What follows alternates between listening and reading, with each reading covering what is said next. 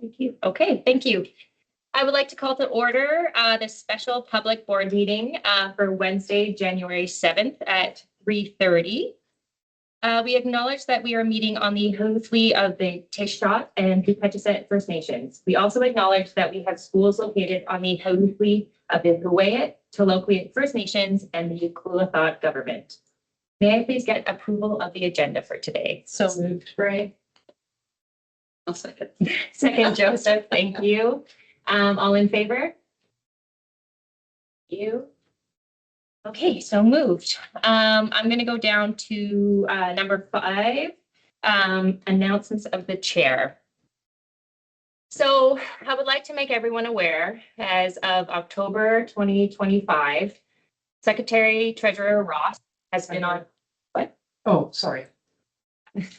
As of October 2025, Secretary Treasurer Ross has been on leave. And in that time, Superintendent Claver has stepped up and been our interim Secretary Treasurer. As of December 31st, 2025, Ms. Ross has resigned as Secretary Treasurer. And we are currently in the very early stages of recruiting for that position. Our senior staff have been working extremely hard to navigate our current budgets. We are now facing significant financial pressures and tough decisions. And this board and selected representatives are committed to keeping student success at the center of those decisions. Thank you. Okay, I'm going to move all the way down to staff reports 9.1. Thank you. Superintendent Claver. So just a review of our budgets over the last while. As you recall, last year, we were expected to finish the school year with a small deficit, which would have eaten partially into our surplus. But throughout the summer and into the early fall, our auditors indicated through reviews and revised financial statements that we actually were in a significant deficit and required all of our surplus in order to balance the budget, which is required by law. So since that time, Secretary Treasurer and staff were reviewing this year's budget. Unfortunately, Secretary Treasurer was on leave, and so with the help of a hired Secretary Treasurer, we've been reviewing this year's budget, comparing it with last year's budget, and have come to the determination that we need to shave roughly $1 million off of this year's budget. Keeping in mind, budgets are fluid; they're subject to staffing leaves, replacement leave, those kinds of things. So right now, we feel that we need to shave $1 million in order to cover our expenses. However, that may change in February with the February count. So again, it's fluid, but if we don't act now, we won't be able to provide these savings for this year. So recommendation, going through all the departments and having multiple meetings and discussions with retired ST we were working with, we feel we need to do the following immediately. Number one was the elimination of 4 QP positions.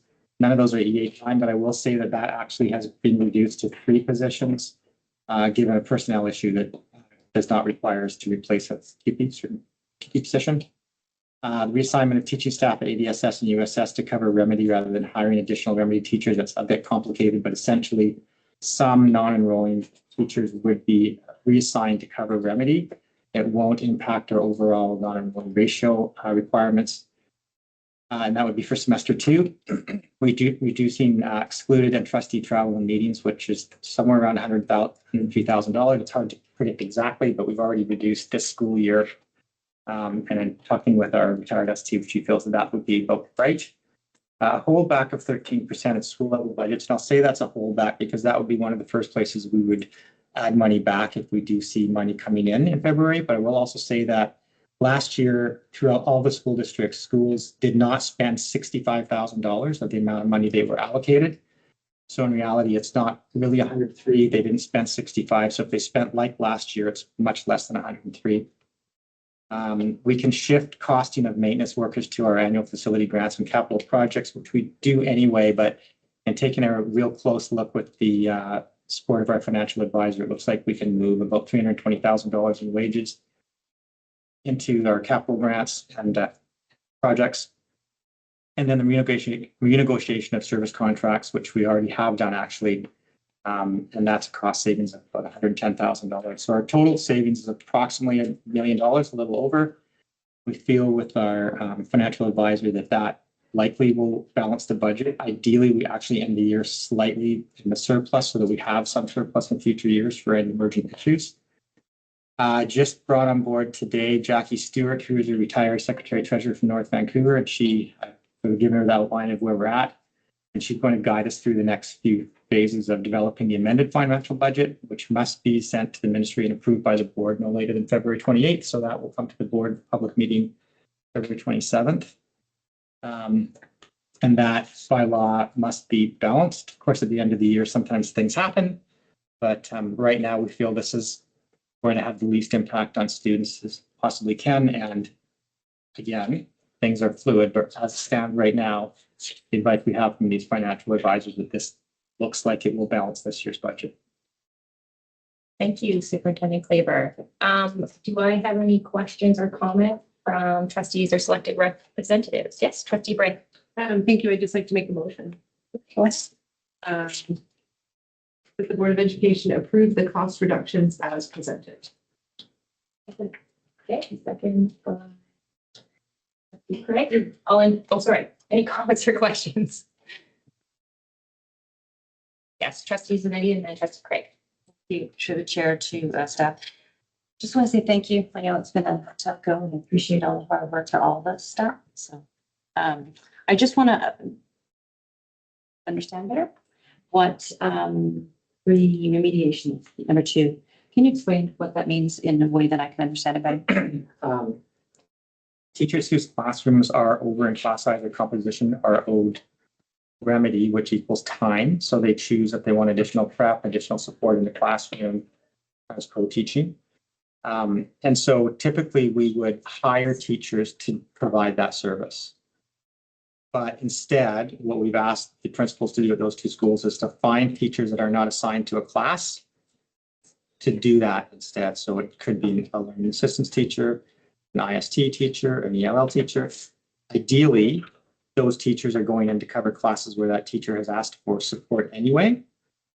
So that we're hoping that some of that lost non-enrolling time will actually be sort of supportive anyway. But it causes us not to have to hire teachers. Remedy time is paid for by the government. So rather than, let's just make it simple, hiring one remedy teacher. If we can find the time within the school now, we can still charge that to the ministry without us having to pay for it. Yes, just yeah, thank you.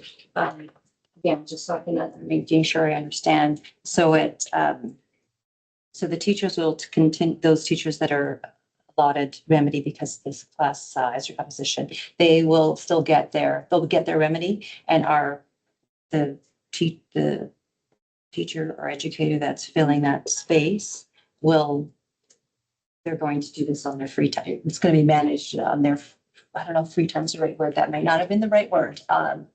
Going to be encapsulated in their role kind of within their assignment. It prevents any layoffs. It prevents a reassignment from maybe learning assistance or something else they'd be doing where they weren't in front of kids to working with the teacher that's owed the remedy. Whatever it is that they've requested. Thank you. Trustee Craig. Thank you, Chair. I just want to acknowledge the exemplary work that has been done here by senior staff in particular to find a way to conquer these budget challenges. And it's been an amazing watch of how that research, all those small tasks came to alignment to bring our resources together through collaboration with every single department in the school district, with QP, with the ADTU, with the principals, vice principals, with all other managers and every department came together and collaborated to find a way to bring this list to us, to find a way to build this budget so that we can move forward legally in just a very short time. It does seem like a long time since September, but I am thoroughly impressed by how staff has been able to come together and build more efficiency process for us so that we can move forward with a stronger plan going forward. And in the end, we gained an opportunity to implement stronger long-term financial controls. And we've done this with a leaner operation, greater efficiencies that do not impact students directly. So I just want trustees that sit at this table to thank them as well for their patience, how supportive every trustee has been, and dedicated to finding these solutions to move forward and pass along this motion. Thank you, Trustee Craig. Is there any other comments or questions, or anybody online have a comment or? Okay, I have something. That's good. Number 4. I know that the school budgets is probably the most thing that people see and are concerned about, because I feel like that directly affects our children. So I was just hoping, Superintendent Claver, you could go into a bit more detail about school budgets and how this won't impact our focus on student success. School budgets are typically used for resources, curricular field trips, variety of other things. Like I said, we reviewed the expenditures last year. $65,000 was not spent last year by schools. We budgeted for the whole amount this year. So the holdback of 13.2% is not as excessive as it appears. I mean, we have anywhere from schools overspending, the maximum was 3,000, to schools underspending by 23,000 in one school. So that's the place that we'll put money back. I'm really hoping that our February count allows us some slack and that we see more money that allows us to have a small surplus as well as put money back into schools. That's why it says hold back and not a reduction. I've spoken to principals. They don't seem that concerned about it. Like I said, they don't appear, all of the schools. Some of the schools don't appear to need as much as they've been allocated anyway. So that would be probably the biggest piece that would impact students would be the school level budgets. But again, I think because talking about $40,000-ish. Right. Really Hopefully what on the the February holdback rate, is, yeah. not 107 compared to what they spent. Again, it's school specific. But they've been prepared for this because I've been speaking with them earlier in the year about doing this. Barbara Frost had already had a holdback of 10% with this year's budget. So this was an additional 3 just to get us to the dollars mark. Okay, thank you very much for that explanation. Is there any more? Yes, Trustee Washington. Thank you, through the chair, just in general. Not sure how to say this. I don't think it should come as a surprise that we're under the same pressures as the city, the ACRD, the provincial government, VHA. Everyone is trying to save money everywhere. And I would like to echo the thoughts of Trustee Craig. Our senior administrative staff are outstanding, and they have worked tirelessly, extra hours to get us to this point where we're not going to see a cut in that directly affect our students. And so it's obviously as important to them as it is to this board and our elected representatives that our students do not suffer because of that. And I appreciate all of you every day. Thank you. Is there any more comments or questions on this one agenda item? No? Okay, so I will go to a vote. All in favor of these cost saving reductions? All in favor? All opposed? Motion is passed. Thank you very much. Okay. 60. Right, all right, going down to number 16, audience question period. Oh, Mr. Dvorak. Yes, this is coming. Thank you. Madam Chair, appreciate it. Couple of questions. Question number 1. with a little bit of a provision, is the 2020, 2021 financials of the school board provided a fairly rosy financial position. Since then, it has been a fairly linear progression to where we are today. Right. To say it is no surprise is correct. It is no surprise. My hope and my call to the board is that there is a plan in place to ensure this doesn't happen again.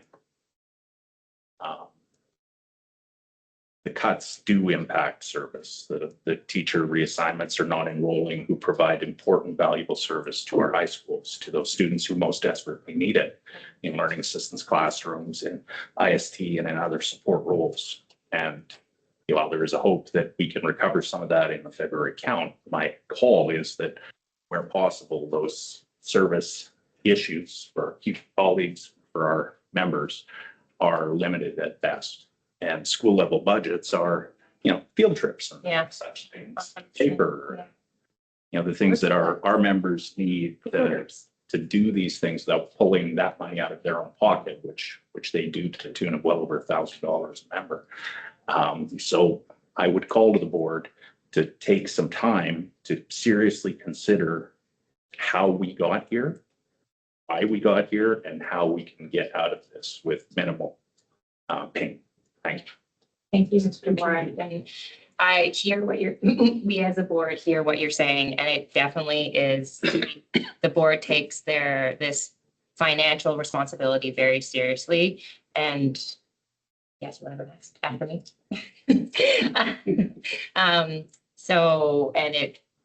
Yes, we will be looking at this more detailed. So thank you for your comments, and we hear you. Thank you. Yes. Just to Mr. Dvorak's point, one of the tasks that I've asked our consultant Jackie Stewart to do is to develop the 5-year financial plan so that we don't get into this situation where we're year-to-year uncertainties, which isn't what we want. So ideally that will be detailed so that we find ourselves budgeting appropriately before we get into the middle of a school year. Yes. Thank you. That would be Is there any more comments or questions? Buddy? Yes. At the risk of my position, my name's Megan Patterson. I'm teacher of, this is my 20th year at Alberni Elementary. I teach fine arts and STEM for there. Oh, yes, you gave us a presentation. Yeah. Yeah, that's right. Sorry. Yeah. So in looking at at what Mr. Claver's been able to accomplish, one area that I didn't really see being addressed is positions or programs or whatever that are happening at the board office level. So I see, the QP positions, I saw the travel, and I saw at the school level, but I didn't really see anything like kind of, want to call it middle management or upper management or whatever. And I guess I'm just thinking, we really value our the resource teachers and the programs that are being provided, but my understanding is some of these things are like grants that have been, like some of the positions at the board office are grants and that's paid for. That's not very well understood by like the teaching staff, just so that you know. So we see like, oh, there's all these people up here and we don't have enough EAs and we have kids throwing things in my classroom, that kind of thing, right? So there's a bit of a disconnect there in terms of communication. But I'm just wondering, like, I don't even know how to ask this, I guess, but like, are there other areas for future that aren't necessarily going to, address, like, impact the students themselves as opposed to like, You're at the board office? basically, You can just say it. Well, I feel like I'm protected. Safe space. Well, I don't know what it is. I am kind of No, it is not. putting, right, yeah. And so, so it's just a question, right? And I come because I wanted to find out more, and I just didn't want to like look at this list and be like, and then go back to my colleagues and have some answers. So, Right. Yeah. And so if I could just summarize your Yeah, question. go ahead. With that. There's a lot of blah, blah. Yeah, sorry, just so I understand. Your question is if there in the future would be cuts more to like management level, then. I'm not trying to say there should be cuts. No, I know, just. to I'm look just at. wondering, like, we've looked at all of these different levels. Yeah. All from board office all the way to students. Yeah. Right? But I wasn't seeing anything at the board office level in terms of Reduction. where the reductions Okay. can lie. And like I said, I know some of these positions are like grants, and so they're here and then they're gone. So I understand that a little bit, but there might be other things, so. Okay. Superintendent Claver. Thanks for that, Megan. And you're safe here. That's on the record, right, everybody? I, however, am not safe. That's true. Don't have a union president. But it's yes, and that expected that, and you're correct.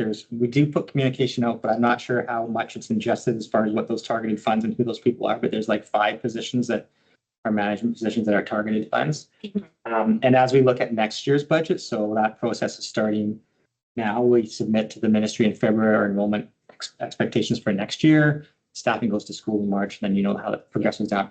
As we go through that, we definitely will be looking at excluded positions, management positions that could be funded in other ways, or other positions that are no longer required because of changing needs. But that because we are not protected by unions, managements all have a termination clause that pays us money if we're terminated without cause. So there's no savings to be had this year. Right, okay. But as we get into next year, there may be some savings. We absolutely are looking at that and as well aware of that. Thanks. Thank you. Thank you for the question. Any other comments or questions? Mr. Dvorak? Oh, Ellen Zanetti, go ahead. If I can ask a question of the audience, is that appropriate or I not? don't think you can. Okay, then I Sorry. won't. Yes, Mr. Dvorak. Just one question through the chair. Yeah. Just looking at expenses is one side of the ledger. And I appreciate, and maybe if Superintendent Claver could expand on how the district is looking at growing its revenue side, that might help us understand what February means and how that could improve the fiscal position and perhaps limit some of these mitigation measures. Thank you, Kyle. Mr. Dvorak's right. So again, the February count, we don't claim money, we don't get additional funds for enrollment increases, except in the area of distributed learning, so choices, and continuing ed, which is our adult program. So we've asked 8th Avenue to look at ways to increase revenues there in partnership sometimes with some outside groups or agencies. I know that Mr. Mara has been in discussion with the high school to look at students who, at this point in the school year, they're pretty clear whether they've been successful the first semester or not. If there's ways to recoup those students' credit recovery and at the same time have revenue for the school district. And they also are looking at, there was very few adult claims in the September enrollment, but those can be claimed in February. As well, we have, when students are designated, we can claim partially in February, and the ministry right now in our funding that was given to us in December has us with 0 newly designated students in February. We know there will be some there. Our budget is counting on $250,000 from those revenue streams. We're hoping that we'll be above that. So that's quite right. February is a little bit in May that we can claim as well. It's very minimal, $60,000 or $70,000 maybe at the most. But it's a long and complex story, but our choices money that we used to claim quite a bit at in February has gone down over the years because we are expecting some changes in ministry requirements when we went to provincial online schools, which were regional. We're not one. But it is a way that we can generate revenue mid-year, which we definitely have had discussions about and looking at trying to increase. Good. Are there any other questions? Safe space. Okay. Thank you very much for attending. We are adjourned at 3:55. everyone. Thank you.